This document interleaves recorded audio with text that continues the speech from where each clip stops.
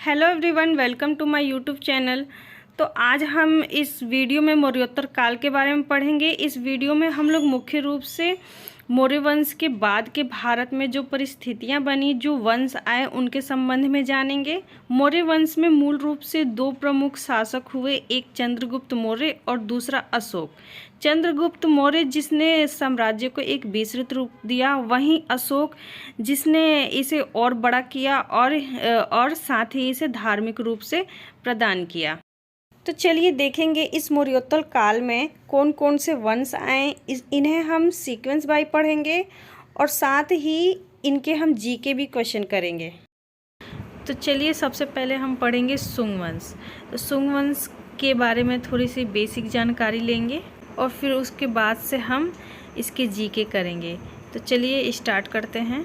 तो देखिए, शुंग वंश की स्थापना 184 ईस्वी में की गई और ये किसने की? तो पुष्यमित्र शुंग ने। और ये एक मौर्य सेनापति था जिसने मौर्य साम्राज्य के अंतिम शासक बृहद्रथ की हत्या करके उसने 184 ईसा पूर्व में शुंग वंश की स्थापना की। ठीक। और पुष्यमित्र शुंग ने पाटलिपुत्र के बदले उज्जैनी यानी कि विदिशा को अपनी राजधानी बनाया। और पुष्यमित्र ब्राह्मण धर्म का समर्थक था। उसने अपनी पुरोहित पतंजलि की सहायता से 2 बार अश्वमेध यज्ञ भी कराया। और शुंग वंश के शासन काल में मनु स्मृति, विष्णु स्मृति और याज्ञवल्क्य स्मृति ग्रंथों की रचना हुई। और इसी समय पतंजलि ने अष्टाध्याय पर टीका महाभाष्यम लिखी थी। तो यही वो समय था जिसमें पतंजलि ने अष्टाध्याय पर टीका का महाभाष्यम लिखी थी। आगे है भरहुत में बौद्ध स्तूप, सांची स्तूप का प्रवेश द्वार तथा बोध गया के स्तूप के चारों ओर पत्थर की वेदिका शुंग वंश के शासन काल में बनवाया गया था। और मंजूश्री मूलक तथा दिव्य वदान जैसे बौद्ध ग्रंथों में उसे पाटलिपुत्र के कुक्टाराम विहार और स्तूपों को नष्ट करने वाला बताया गया। हालांकि कुछ विद्वान इसे नहीं मानते। उनका कहना है कि बोध गया के स्तूप के चारों ओर जो पत्थर की वेदिकाएं लगाई गई थी वो शुंग वंश के ही शासनकाल में लगवाया गया था। वो स्तूपों को भला कैसे नष्ट कर सकता है। ठीक। तो पुष्यमित्र शुंग का उत्तराधिकारी था वो था अग्निमित्र। और अग्निमित्र का जो पुत्र था वो था वसुमित्र। और वसुमित्र ही एक ऐसा शासक था जिन्होंने इंडो यूनानी शासक मिनांडर को पराजित किया था। इस वंश का जो अंतिम शासक था वो देवभूति था, जिसकी हत्या कर उसके सेनापति वसुदेव ने कण्व वंश की स्थापना की। तो चलिए शुंग वंश का कुछ जीके क्वेश्चन देखते हैं। पुष्यमित्र शुंग कौन था? तो ये एक मौर्य सेनापति था जिसने अंतिम मौर्य शासक बृहद्रथ की हत्या करके 184 ईसा पूर्व में शुंग वंश की स्थापना की थी। नेक्स्ट, पुष्यमित्र शुंग ने पाटलिपुत्र के बदले किसे अपनी राजधानी बनाई? राइट आंसर है उज्जैनी या विदिशा। नेक्स्ट, पुष्यमित्र शुंग किस धर्म का समर्थक था? राइट आंसर है ब्राह्मण धर्म का। नेक्स्ट, पुष्यमित्र शुंग ने किसकी सहायता से 2 बार अश्वमेध यज्ञ किया? राइट आंसर है पुरोहित पतंजलि की सहायता से। नेक्स्ट, पुष्यमित्र को किन बौद्ध ग्रंथों में उसे पाटलिपुत्र के कुक्टाराम विहार और स्तूपों को नष्ट करने वाला बताया गया है? राइट आंसर है मंजूश्री मूलकल्प और दिव्यावदान जैसे बौद्ध ग्रंथों में। नेक्स्ट, पुष्यमित्र शुंग का उत्तराधिकारी कौन था? राइट आंसर है अग्निमित्र। नेक्स्ट, अग्निमित्र का पुत्र कौन था? राइट आंसर है वसुमित्र। नेक्स्ट, इंडो यूनानी के शासक मिनांडर को किसने पराजित किया था? राइट आंसर है वसुमित्र ने। नेक्स्ट, शुंग वंश के शासन काल में किन ग्रंथों की रचना की गई? राइट आंसर है मनु स्मृति, विष्णु स्मृति और याज्ञवल्क्य स्मृति ग्रंथों की रचना की गई। नेक्स्ट, अष्टाध्यायी पर टीका महाभाष्यम किसने लिखी? राइट आंसर है पतंजलि ने।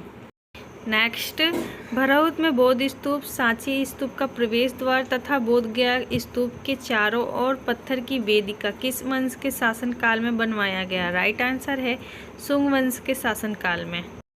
नेक्स्ट, शुंग वंश के अंतिम शासक कौन था? राइट आंसर है देवभूति, जिसकी हत्या कर उसके सेनापति वसुदेव ने कण्व वंश की स्थापना की। तो अब आता है कण्व वंश। कण्व वंश की स्थापना वसुदेव ने 75 ईसा पूर्व में की थी। और वसुदेव इस वंश के प्रथम शासक के रूप में उभरे थे। और इस वंश में कुछ शासक थे जैसे कि वसुदेव, भूमिमित्र, नारायण और सुशर्मन। कण्व वंश के अंतिम शासक सुशर्मन को सातवाहन शासक सिमुक ने पराजित किया था। अब इसका जीके देखेंगे। कण्व वंश का संस्थापक कौन था? राइट आंसर वसुदेव, और इस वंश का स्थापना 75 ईसा पूर्व में की गई। नेक्स्ट, इस वंश के कुल कितने शासक हुए? राइट आंसर है 4 शासक, वसुदेव, भूमिमित्र, नारायण और सुशर्मन। नेक्स्ट, इस वंश के अंतिम शासक कौन था? राइट आंसर है सुशर्मन। तो अब आता है सातवाहन वंश। सातवाहन वंश के संस्थापक सिमुक था। सिमुक ने कण्व वंश के अंतिम शासक सुशर्मन को पराजित किया था और पहली शताब्दी ईसा पूर्व में सातवाहनों ने दक्षिण भारत में स्वतंत्र राज्य की स्थापना की और सातवाहनों की राजधानी प्रतिष्ठान या पैठन थी और इन्हें आंध्र नृत्य भी कहा जाता था। वायु पुराण में 19 सातवाहन शासकों के शासन की चर्चा है। सातकर्णी इस वंश का पहला शक्तिशाली शासक था। उसने राजसूय और अश्वमेध यज्ञ भी किए और सातकर्णी ऐसा था जिसने दक्षिण पदपति की उपाधि को धारण की थी। ठीक, इस वंश के हाल तथा गौतमी पुत्र सातकर्णी प्रमुख शासक थे और हाल जो थे वो प्राकृतिक भाषा के प्रसिद्ध कवि थे। उन्होंने गाथा सप्तशती की रचना की थी और गौतमी पुत्र सातकर्णी ने शक तथा पार्थियनों को पराजित किया। उसने सातवाहन शक्ति को गुजरात तथा राजपूताना तक पहुंचाया। तो चलिए अब सातवाहन वंश के कुछ जीके देखेंगे। सातवाहन वंश के संस्थापक कौन थे? राइट आंसर है सिमुक। नेक्स्ट, पहली शताब्दी ईसा पूर्व में सातवाहनों ने दक्षिण भारत में किसकी स्थापना की? राइट आंसर है स्वतंत्र राज्य की स्थापना। नेक्स्ट, आंध्र भृत्य किसे कहा गया? राइट आंसर है प्रतिष्ठान या पैठन। ये सातवाहनों की राजधानी थी और इसे ही आंध्र भृत्य कहा गया। नेक्स्ट, 19 सातवाहन शासकों के शासन की चर्चा किस पुराण में की गई है? राइट आंसर है वायु पुराण में। नेक्स्ट, इस वंश का पहला शक्तिशाली शासक कौन था? राइट आंसर है सातकर्णी। नेक्स्ट, सातकर्णी ने कौन कौन से यज्ञ कराए थे? राइट आंसर है राजसूय और अश्वमेध यज्ञ।